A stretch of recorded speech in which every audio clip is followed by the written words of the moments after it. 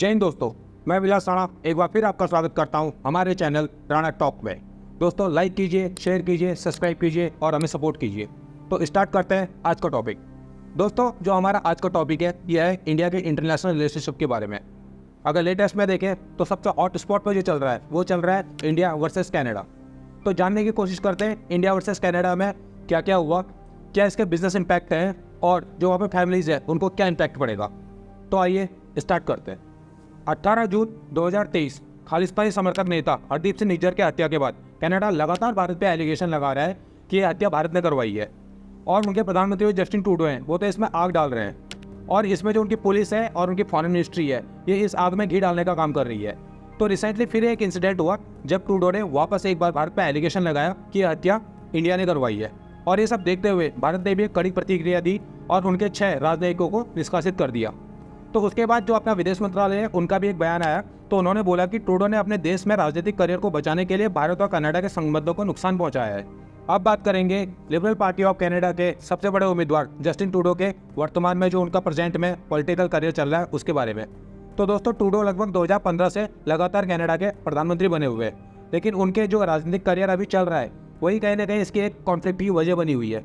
तो जानते हैं कुछ स्टेट्स क्यों ऐसा हो रहा है और वो क्यों इंडिया के खिलाफ ऐसा बोल रहे हैं। तो ट्रूडो की पॉलिटिकल करियर की जो अनस्टेबिलिटी आई है ये बेसिकली कोविड के टाइम से स्टार्ट हुई थी, जब कनाडा ने एक क्राइसिस देखा था।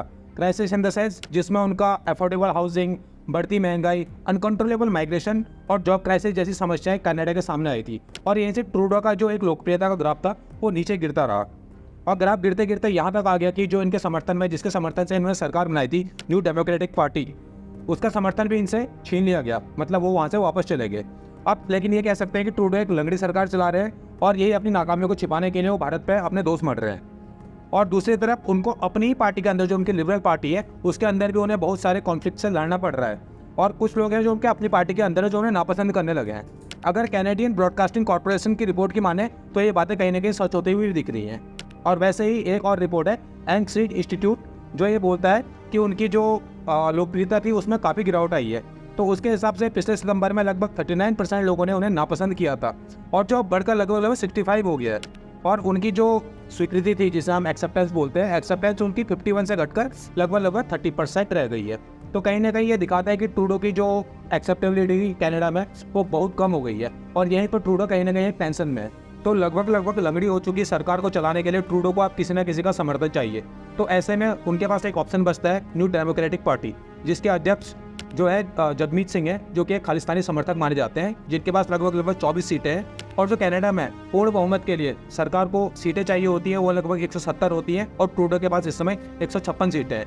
तो यही एक रीज़न है, बहुत बड़ा रीज़न है कि वो इंडिया के अगेंस्ट बोल रहे हैं, क्योंकि इंडिया का ऑलरेडी खालिस्तान के लिए कॉन्फ्लिक्ट चल ही रहा है, इंडिया के अंदर भी चल रहा है जहाँ पर हमने बहुत सारे आंदोलन देखे और कनाडा में भी ये आंदोलन अभी भी चल रहे हैं। तो कहीं ना कहीं बोल सकते हैं कि ट्रूडो अभी जो इंडिया के खिलाफ बोल रहे हैं उसके पीछे एक उनका पॉलिटिकल एजेंडा बहुत बड़ा है और इसमें बाहरी ताकतें भी बोली जा रही हैं, जिसमें कहीं ना कहीं चाइना का नाम भी लिया जाता है जो चुनाव में उनको फंड करता है। तो दोस्तों ये तो थी जस्टिन ट्रूडो की अनस्टेबल पॉलिटिकल करियर की बात। अब बात करते हैं इंडिया और कनाडा के बीच में जो बिजनेस रिलेशन है उसमें क्या क्या है।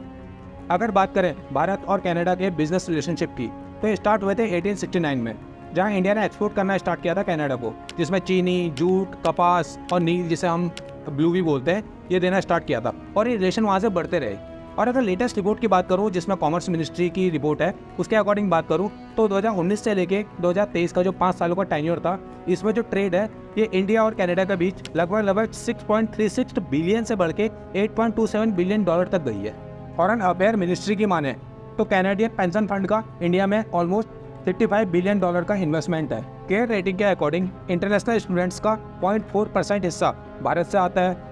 वहीं 2022 में इंटरनेशनल स्टूडेंट ने ट्यूशन और लाइफस्टाइल के खर्चों पर अप्रॉक्स 37.3 बिलियन डॉलर का खर्चा किया था, जिससे कनाडा की जीडीपी में 30.9 बिलियन डॉलर का इजाफा हुआ और वहीं लगभग 3.5 लाख से अधिक नौकरियां उत्पन्न हुई।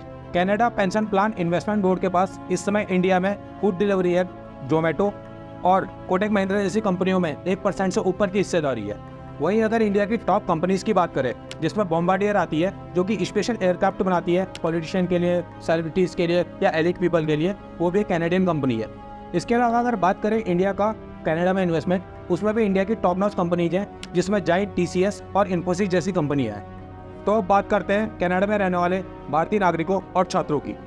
अगर कनाडा में रहने वाले भारतीय नागरिकों और छात्रों की बात की जाए तो नागरिकों में जो भारतीय रहते हैं उसमें 70% पंजाब से आते हैं और इसीलिए कनाडा को मिनी पंजाब कहा जाता है। पंजाब के बहुत इलाके जैसे कपूरथला, जलंधर, होशियारपुर और नवा शहर ये ऐसे क्षेत्र हैं जहाँ के लोग ऑलरेडी वहाँ जाके बस चुके हैं। अब प्रॉब्लम इनके लिए कहीं ना कहीं वीज़ा का हो सकता है अगर ये चीज़ें आगे चलती रही। कनाडा को लगभग $4 बिलियन की ट्यूशन फीस देने वाले इंडियन छात्र जो कहीं ना कहीं वहाँ इस वजह से अब परेशानी में फंस सकते हैं। ये हो सकता है क्योंकि अभी एक लेटेस्ट डेटा से ये पता चला है कि उनका जो वर्किंग आवर है, वहाँ पर जो स्टूडेंट पढ़ाई करते हैं साथ में कुछ काम भी करते हैं, उनके वर्किंग आवर एक हफ्ते के 20 ही घंटे कर दिए गए हैं और जो अभी वहाँ पर स्टूडेंट की लिमिट्स है उसको भी कहीं ना कहीं कम कर दिया गया है। तो दोस्तों ये तो बात थी जो इंडिया और कनाडा के बीच कॉन्फ्लिक्ट चल रहा है और उससे क्या क्या इम्पैक्ट आ सकते हैं। तो हमने बात की बिजनेस पे, ट्रेड पे, सिटीजनशिप पे और स्टूडेंट्स पे। तो देखते हैं आगे क्या होता है। जहाँ तक जस्टिन ट्रूडो की बात है वो तो अपने बयानबाजी से इन रिलेशन को ख़राब करने की पूरी कोशिश कर रहे हैं और बाकी लोग भी उसमें आग डाल रहे हैं। तो देखते हैं आगे क्या होता है इसमें। तो दोस्तों ये था हमारा आज का वीडियो। प्लीज़ लाइक कीजिए, शेयर कीजिए, सब्सक्राइब कीजिए। मिलते हैं अगले वीडियो में। जय हिंद।